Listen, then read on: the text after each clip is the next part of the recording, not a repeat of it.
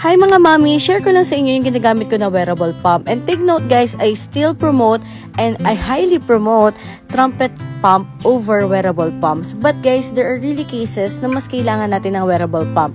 Katulad ng araw na to, we went to Batangas City and go back to Calamba, Laguna. And kailangan ko na mag-pump guys kasi puno na talaga yung breast ko. And hindi naman ako pwede mag-trumpet na mga times na to because I am the one who is driving. So dun yung time na guys na pumapasok si wearable pump.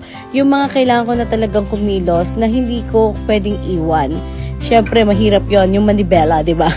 And my wearable pump, guys, is Dr. Ayla EB30. And this is a budget-friendly pump, guys. Nasa 2,000 pesos lang to, 2 piraso na. So, yun, pair na siya. So, madami din ako nakukuha sa kanya, guys, in one pump, more than 5 ounces. Ayan, guys, nakikita nyo naman.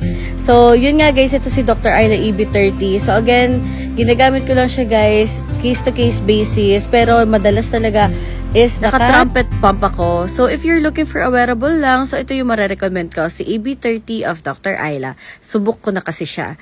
Thank you!